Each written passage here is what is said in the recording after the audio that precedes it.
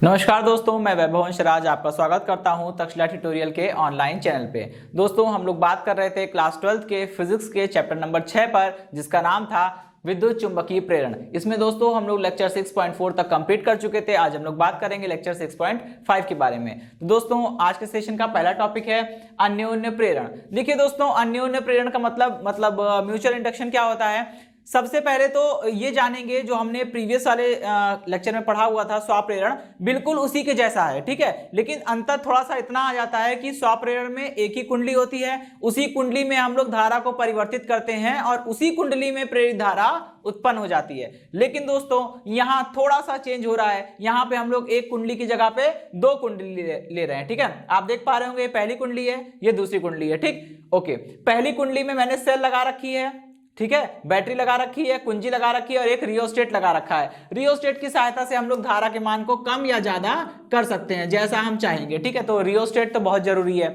Okay, अब देखिए, यहाँ पे पहली कुंडली में हमने सेल बैटरी लगाई है, धारा प्रवाहित करने के लिए बैटरी लगाई, कुंजी लगाई और हमने यहाँ पे एक धारा नियंत्रक यानी कि रियोस्टेट लगा रखा है, ठीक है। तो जिस कुंडली में धारा प्रवाहित की जाती है, धारा परिवर्तित की जाती है, जिसमें बैटरी लगी होती है, उसे हम लोग प्राथमिक कुंडली बोल रहे हैं, ठीक है। तो ये हो गई प्राथमिक कुंडली यानी कि प्राइमरी कॉइल, ठीक। और दूसरी वाली कुंडली उसके बगल में रखी है, टच नहीं कर रही है। देखिए, कोई भी फिजिकल कांटेक्ट नहीं है दोनों के बीच में, लेकिन दूसरी वाली कुंडली में प्रेरित धारा अपने आप उत्पन्न हो जाएगी, ठीक है। और दूसरी वाली कुंडली में धारा उत्पन्न हुई है या नहीं, ये चीज जानने के लिए हमें क्या करना पड़ेगा, हमें इसमें एक धारा मापी लगाना पड़ेगा। अगर धारा मापी की सुई में थोड़ा सा भी विक्षेप आता है तो हम समझ जाएंगे कि द्वितीय कुंडली में यानी दूसरी वाली कुंडली में धारा उत्पन्न हुई है, ठीक है। बस इसको समझने का इससे बेहतर तरीका नहीं हो सकता।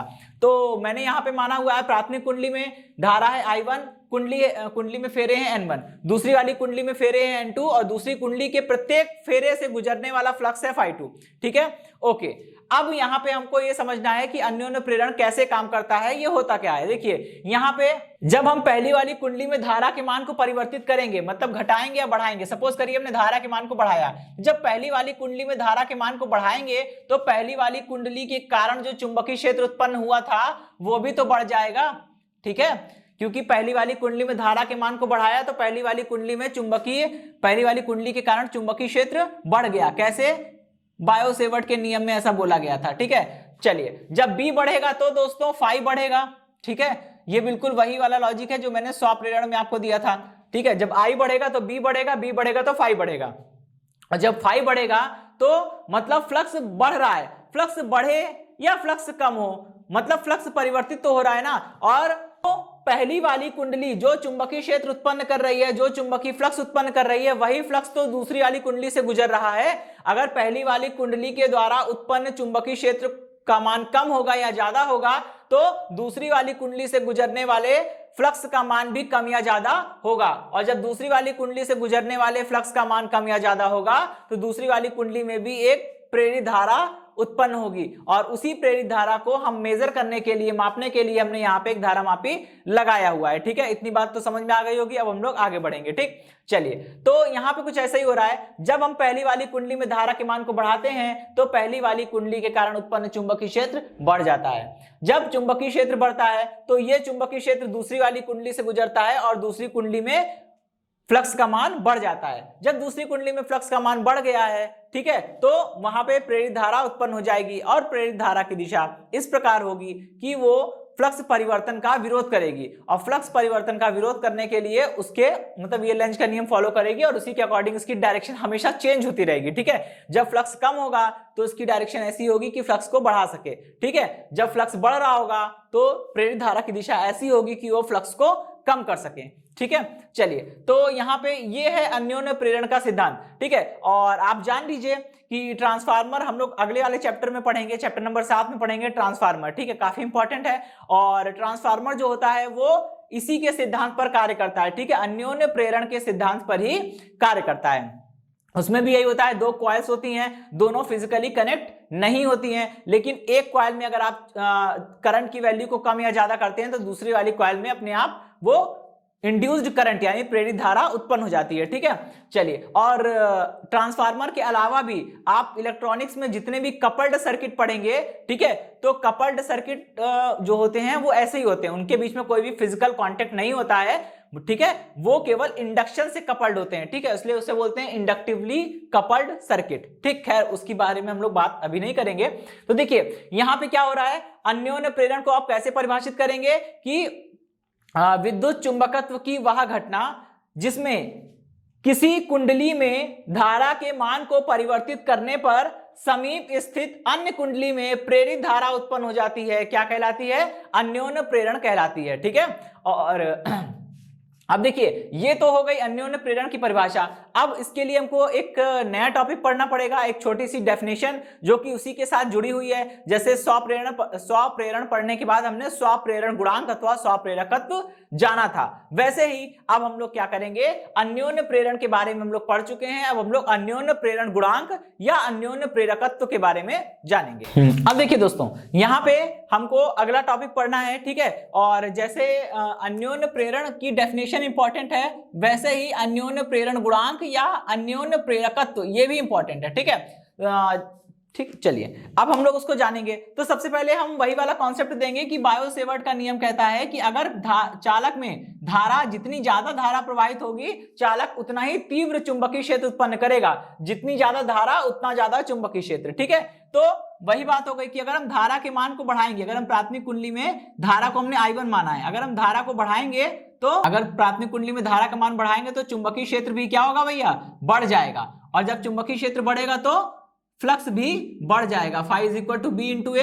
ठीक है, और जब फ्लक्स बढ़ेगा तो फ्लक्स ग्रंथिता भी तो बढ़ जाएगी। ठीक है, मतलब अगर I1 प्राथमिक कुंडली में धारा को बढ़ाएंगे तो प्राथमिक कुंडली के कारण उत्पन्न चुंबकीय क्षेत्र बढ़ जाएगा, और प्राथमिक कुंडली के कारण उत्पन्न चुंबकीय क्षेत्र बढ़ा तो वही चुंबकीय क्षेत्र दूसरी वाली कुंडली से जुड़ा हुआ है, तो दूसरी कुंडली में फेरों की संख्या, दूसरी कुंडली में जो फ्लक्स गुजर रहा है उसका मान भी क्या होगा दोस्तों, वो भी बढ़ जाएगा। ठीक है, phi2, और जब phi2 बढ़ेगा तो N2 इंटू phi2 भी बढ़ जाएगा, यानी दूसरी कुंडली में फ्लक्स ग्रंथिता जो है वो भी क्या हो जाएगी, बढ़ जाएगी। ठीक, अब इस चीज को समझिएगा।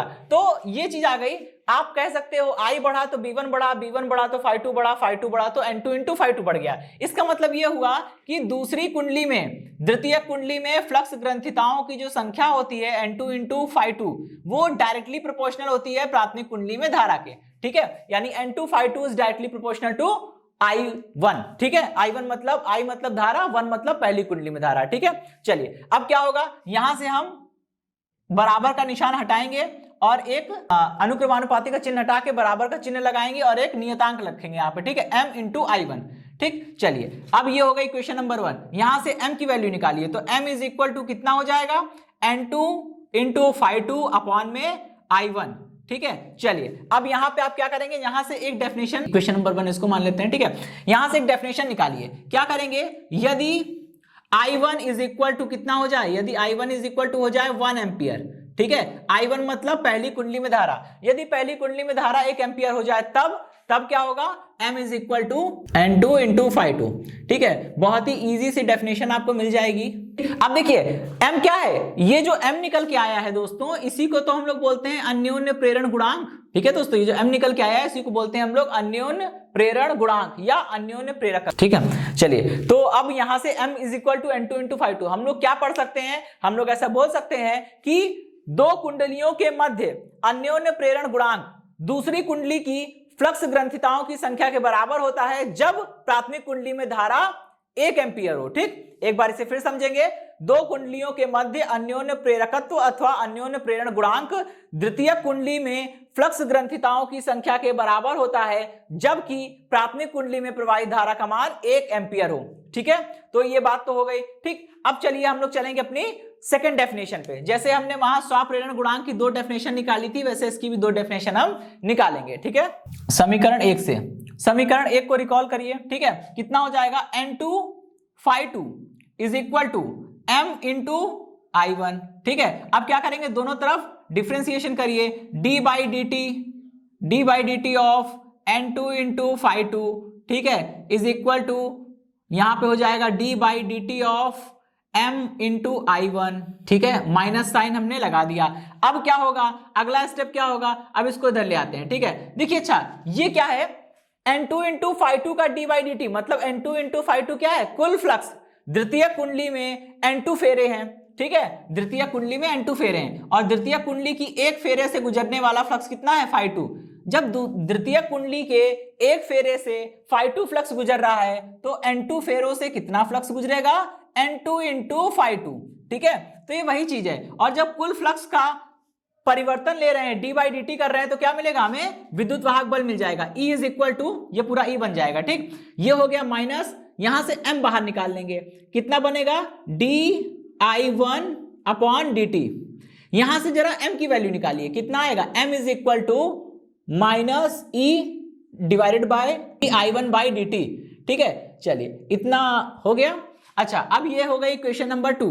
यहां से हम लोग सेकंड डेफिनेशन निकालेंगे, ठीक है। यदि dI1 by dt is equal to 1 ampere per second, तब क्या हो जाएगा दोस्तों, तब m बराबर हो जाएगा केवल माइनस ई के, m is equal to minus E, ठीक। यहां से हम दूसरी डेफिनेशन निकालेंगे, क्या बोलेंगे कि दो कुंडलियों के मध्य अन्योन्य प्रेरण गुणांक m तृतीय कुंडली में उत्पन्न प्रेरित विद्युत वाहक बल के संख्यात्मक मान के बराबर होता है, जबकि प्राथमिक कुंडली में धारा परिवर्तन की दर 1 एम्पियर पर सेकेंड हो, ठीक है। इसको हम लोग फिर से बोलेंगे, फिर से समझेंगे कि दो कुंडलियों के मध्य अन्योन्य प्रेरण गुणांक m मान द्वितीय कुंडली में उत्पन्न प्रेरित विद्युत वाहक बल E के संख्यात्मक मान के बराबर होता है, जबकि प्राथमिक कुंडली में धारा परिवर्तन की दर 1 एम्पियर पर सेकेंड हो, ठीक है। ओके, तो ये तो इतनी बात हो गई, ठीक।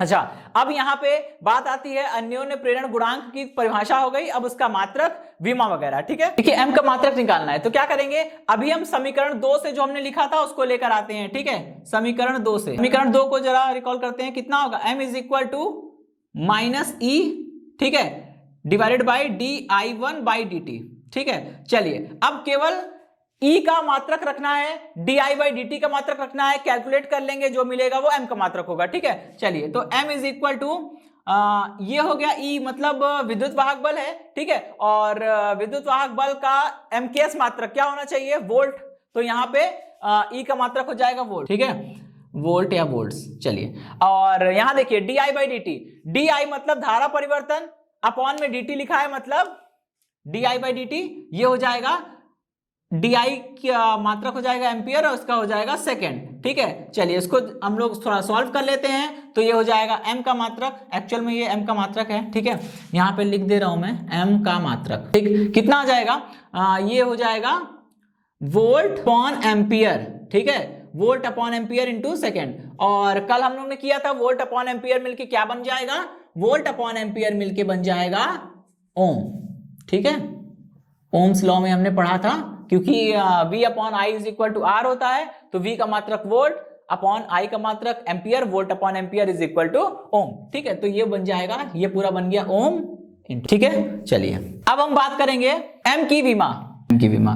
देखिए M की विमा निकालनी है, तो हमें क्या करना पड़ेगा, E की विमा, di बाई dt सबकी विमा रखनी पड़ेगी, और इसे सॉल्व करना पड़ेगा, ठीक। तो चलिए M की विमा कितनी, E की विमा कितनी होती है, माइनस साइन से तो कोई मतलब नहीं है, ये हो जाएगी m L2 T minus minus 3A minus 1, ठीक है, ठीक। और धारा DI की, DI मतलब धारा है ना, धारा में परिवर्तन है, और धारा में परिवर्तन के लिए अगर हम लोग विमा लिखेंगे तो केवल A होगा, ठीक है। और समय, अपॉन में क्या है, अपॉन में समय, समय के लिए विमा हो गई T, ठीक। इसको हम लोग सॉल्व कर लेते हैं, कितना आ जाएगा, M की विमा dimension of M is equal to, देखिए क्या बनेगा, ये M तो सिंगल है, M सिंगल रहेगा, L2 है, और L2 भी कहीं और दिख नहीं रहा है, तो उतना रहेगा। लेकिन दोस्तों ये वाला T अपॉन के अपॉन में लिखा है, ये ऊपर चला जाएगा, जब ऊपर जाएगा तो T की पावर माइनस 3 है, यहाँ T है, पावर 1 कैंसिल हो जाएगी, और T की पावर माइनस 2 बचेगा।